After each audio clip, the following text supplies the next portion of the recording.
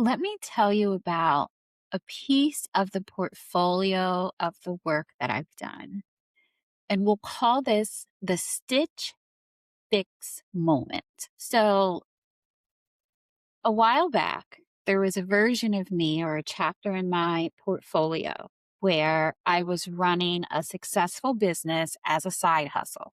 It grew to be regional in the area that I lived in. I was able to curate a good roster of clients, local and again, regional, and maybe even a further reach than that in some situations. The model worked. I also, at the time, was raising my daughter, caring for my mother through her terminal illness. And it was really maybe less than a year after burying my father. I was finishing my master's, and I also still had my big girl corporate job where I was serving as an executive. So, on the side of all of that, I was running a business, and I'll never forget this. My best friend mentioned to me, and she brings it up all the time, still to this day. But that why didn't I turn my business, which was rooted in styling and fashion and an online boutique that I really ran from my basement, shipped everywhere. Also had, like I said, a very nice roster of clients that I was doing personal styling for.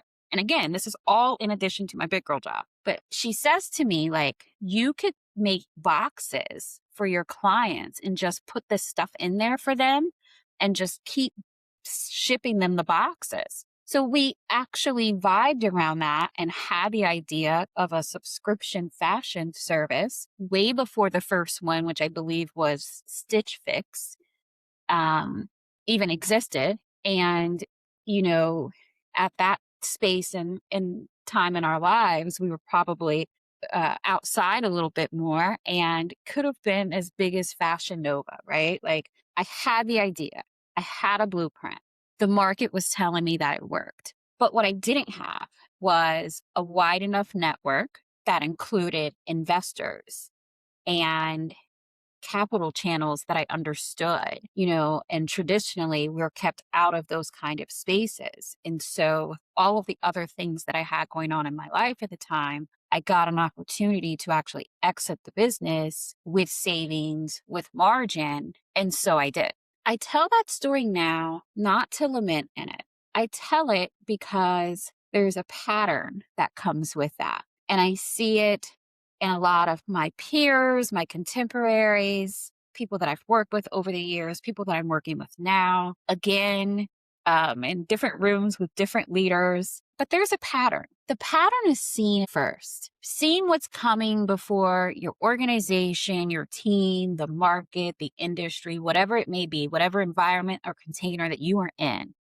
You were able to see something really good, innovative, that can grow, change, and be the future of something before anyone else can see it.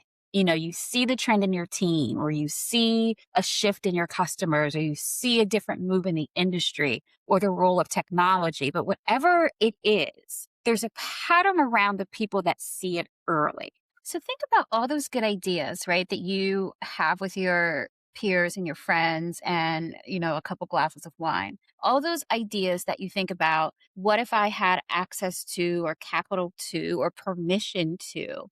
Well, permission from who? Sometimes you have to move on things and ask for forgiveness later. Access to what? Capital? What does that even mean to you? And is that the only way? But there's a strategic value in being able to see that pattern. Think about it this way. Reading the room, we all know, is not a soft skill. It's really strategic intelligence. So when the room is a team, it's reading the team dynamics. When the room is a board or investors or the executive team or whatever that may be, or whoever you're pitching to, it's reading what they have an appetite for. When the room is a market, it could be reading the trend. When the room is the future, it's reading what is coming. So let's talk about the same skill, but kind of at a different scale. Contextual leadership intelligence. So this is the intelligence that I've been naming through practice. And in short, I call it CLI. It sits alongside cognitive intelligence, emotional intelligence, and cultural intelligence as a measurable buildable form of leadership capability. The first pillar of CLI is contextual strategic intelligence, the ability to read the room, the specific situation, apply judgment, instead of like defaulting to what's currently popular or what the tone of the groupthink may be. It's really the pillar that lets you see the future room before anybody else can call it. So, it gave you a little bit of the story about the Stitch Fix moment. What I mean, I have a portfolio and a bag of those stories and stories again of contemporaries and peers and all kinds of people who've experienced those same things. I actually was telling a client of mine the other day that I forgot that I helped a world renowned children's hospital build a diagnosis app. How do you forget something like that? We were testing large language models. We were testing being able to automate understanding diagnoses of child development, mental health disorders, that type of thing. So, how did I forget that that happened? But that's really, again, when you have that futuristic mindset and you stay in that zone of being in the future bag, you collect this portfolio of things and often it slips your mind. So if you're sitting on a vision that your situation or the system hasn't given you the language for or the approval for or even, the space to get just yet, trust your gut. Trust what you would do. Trust what you think. Find the people around you who can see it with you. Build with them. Everything else will catch up. The next decade is already rewarding the leaders who recognize the trend before the trend before the trend. Thanks for popping into Grace Period. Be sure to extend a little bit of grace to your friends and peers.